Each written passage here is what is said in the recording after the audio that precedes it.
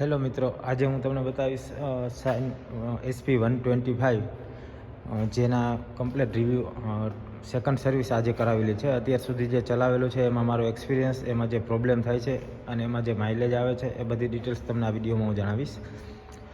તો સૌથી પહેલાં વાત કરીએ, આ બાઇક જુલાઈ મહિનામાં મેં લીધેલું હતું અને 1,05,000 ઓન રોડ કિંમત અમદાવાદ ગુજરાતમાં તે જે ડિસ્પ્લેવાળું વેરિયન્ટ છે, જે લાસ્ટ વિડીયોમાં તમને બધી ડિટેલ્સ આપેલી છે.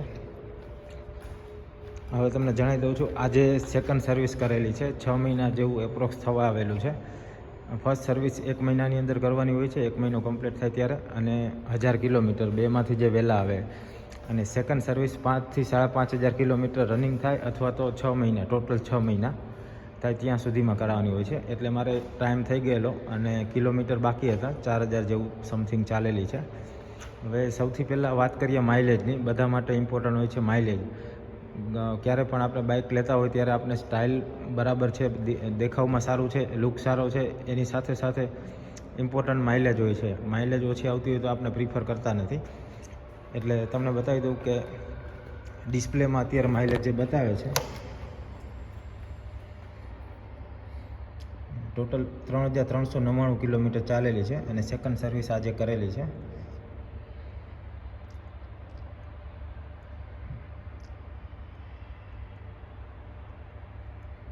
ડિસ્પ્લે પર 77.9 કિલોમીટરની માઇલેજ બતાવે છે, જેમને રિસેન્ટલી રીસેટ કરેલી, નહીંતર અહીંયા 82ની આજુબાજુ બતાવે છે.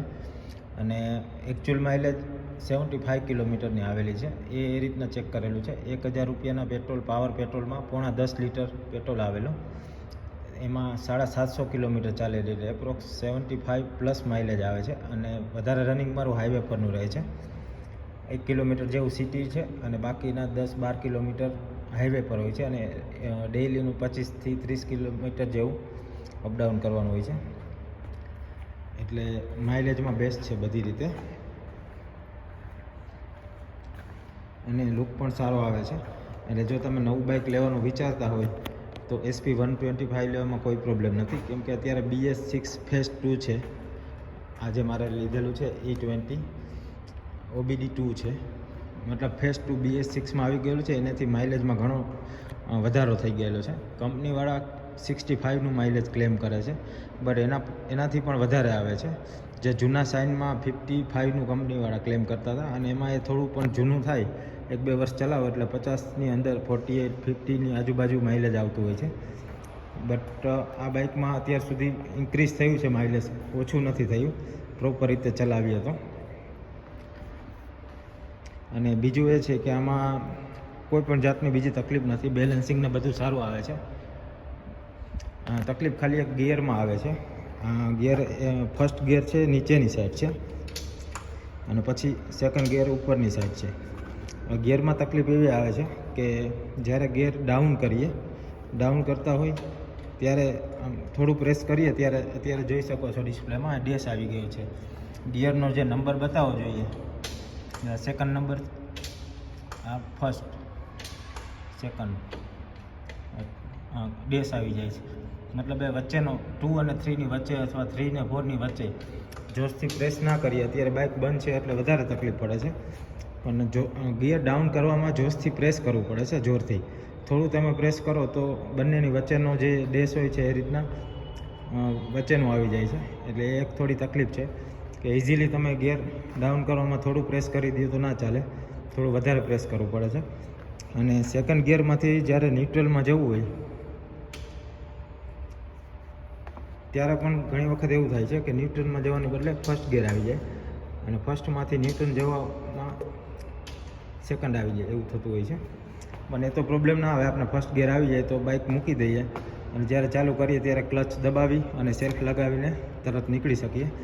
બટ જે ચોથા ગિયરમાંથી ત્રીજા ગિયરમાં આવીએ ત્યારે આપણે ન્યુટ્રલ થઈ જાય છે ધીમેથી પ્રેસ કરીએ એટલે. અને જ્યારે ફિફ્થ ગિયર, મતલબ ટોપ ગિયરમાં હોય અને આપણે અચાનક ઊભા રહેવાનું થાય અને પછી આપણે ફર્સ્ટ ગિયરમાં લેવા માટે થોડી તકલીફ પડે, ક્લચ છોડવો પડે અને આગળ પ્રેસ કરીએ તો ન્યુટ્રલ થઈ જાય ને એ બધા અમુક વાર પ્રોબ્લેમ થાય છે. એના સિવાય બીજી કોઈ તકલીફ અત્યાર સુધી મને નથી આમાં પ્રોબ્લેમ આવેલો.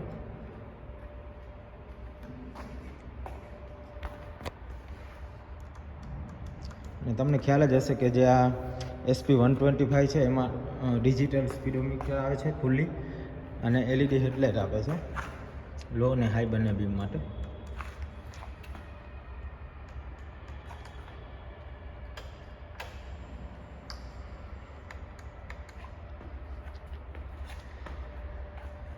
બાકી તો લુક વાઇઝ બહુ સારું છે. સીટિંગ એકદમ કમ્ફર્ટેબલ છે. સીટની પહોળાઈ છે બહુ સારી છે, એટલે ડ્રાઈવરને પણ કમ્ફર્ટેબલ રહે છે અને પાછળ બેસવાવાળા માટે પણ સારું છે. અને એટલો બધો આમ ઢાળ નથી કે લેડીઝ છોકરાઓને બેસવું હોય તો પણ બેસી શકે ઇઝીલી. ઉપર બેસવામાં ઉતરવામાં વધારે હાઇટનો તકલીફ નથી રહેતી. જે બીજા આથી સ્પોર્ટ મોડલ આવે છે 150 સીસીના હોય છે એમાં આટલી કમ્ફર્ટેબલ સીટ નથી આવતી પાછળના માટે.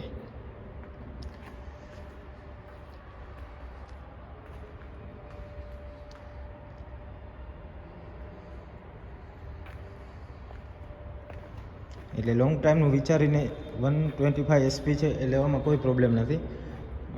પરફોર્મન્સ સારું છે, પિકઅપ સારું છે અને વજન બી સારો છે, એટલે હાઈવે પર પવનમાં પણ બહુ તકલીફ નથી થતી. કોઈ ખટારો પાસ થાય કે કોઈ મોટું વાહન પાસ થાય તો આમ જેમ બજાજનું બાઇક આની પહેલાં મારી પાસે બજાજ 110 સીસી હતું, એમાં થોડો પ્રોબ્લેમ રહેતો, પવનને લીધે થોડી આમ તેમ થતી હોય છે. આમાં એ પણ પ્રોબ્લેમ નથી. અને ડિસ્ક બ્રેકને લીધે વજન વધારે હોવા છતાં પણ બ્રેક સારી રીતે કામ કરે છે. નોર્મલ બ્રેક અમુક ટાઈમ પછી જે જૂનું થાય ત્યારે ડ્રમ બ્રેકમાં પ્રોબ્લેમ આવતા હોય છે કે એને ક્લીન કરાવવું પડે સર્વિસ કરે ત્યારે એરથી, નહીંતર પ્રોપરલી વર્ક ના કરે, પાણી જવાને લીધે પણ વર્ક ના કરે. બટ આમાં કોઈ પ્રોબ્લેમ આવશે નહીં. ડિસ્ક બ્રેક લોંગ ટાઈમ સુધી સારી રીતે આપણે યુઝ કરી શકીએ. હવે ચાલુ કરું છું બાઇકને.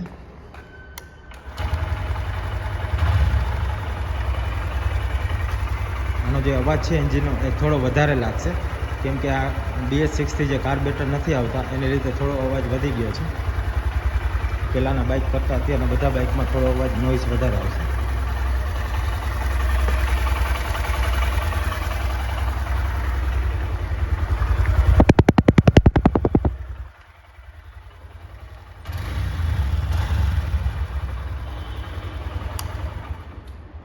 જે પહેલાંનું સાઇન આવતું કાર્બેટરવાળું એ એકદમ સાયલેન્ટ આવતું. આમાં થોડો અવાજ આવે છે. જે અત્યારના એક્ટિવા છે એ બધામાં થોડો માઇનર અવાજમાં ઇન્ક્રીઝ થયું છે, વધારે થયું.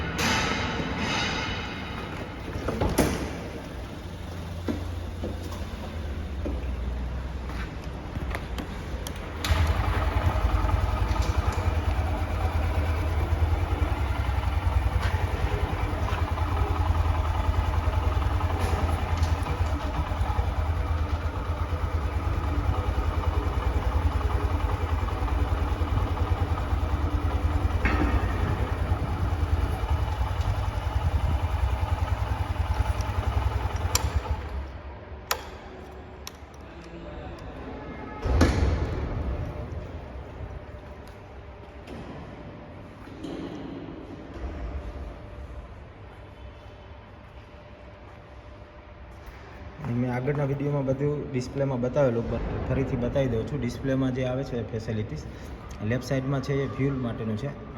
હાફ છે અત્યારે હાફ ફ્યુલ. ટોટલ કિલોમીટર 3399 619 એ ટાઈમ બતાવે છે અને ગિયર શિફ્ટ બતાવે છે. સેકન્ડ ગિયર છે, ન્યુટ્રલનું એન આવે છે. અને ઇન્ડિકેટર આ રીતના આવે છે. અને આ જે વચ્ચે આ છે સ્ટેન્ડ માટેનું છે.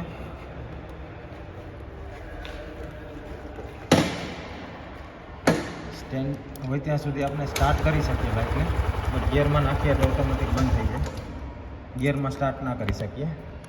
સેલ્ફ લગાવીએ તો પણ સ્ટાર્ટ નહીં થાય જ્યાં સુધી સ્ટેન્ડ લગાવેલું હશે. અને પછી ગિયરમાંથી ન્યુટ્રલ કરું છું અને સ્ટેન્ડમાં કરું છું. હવે સ્ટાર્ટ કરીએ પછી સ્ટાર્ટ થશે, પણ ચાલશે નહીં. બાઇકને ચલાવવા માટે ગિયરમાં નાખશો એટલે ડાઉન બંધ થઈ જશે તરત. એ એક સારી વસ્તુ છે. અને બીજું આવે છે અહીંયા બટન 2 આવે છે સેટ.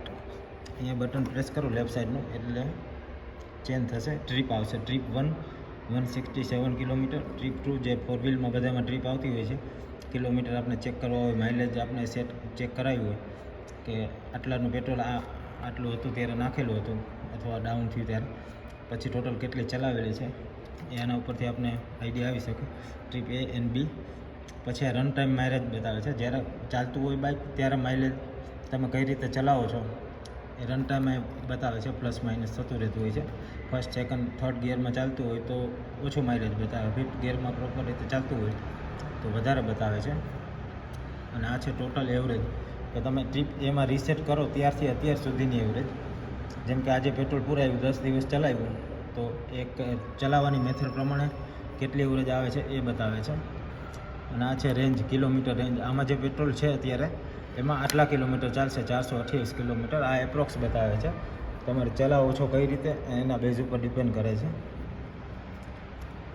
બાકી ફરીથી ટોટલ કિલોમીટર આવી ગયું છે. આ રીતની બધી ડિસ્પ્લેમાં ફેસિલિટી છે. અને ડિસ્પ્લે સારી છે, દિવસના કે રાતના ટાઈમમાં એકદમ ક્લિયર દેખાય છે, કોઈ પ્રોબ્લેમ નથી આવતો. કે દિવસના વધારે તડકો હોય તો સારું ના દેખાય એવું નથી થતું. સારું મિત્રો, તમને આ વિડીયોમાં હેલ્પફુલ માહિતી મળી ગઈ હશે. કાંઈ પણ ક્વેશ્ચન હોય તો તમે કમેન્ટ કરી શકો છો. Thank you.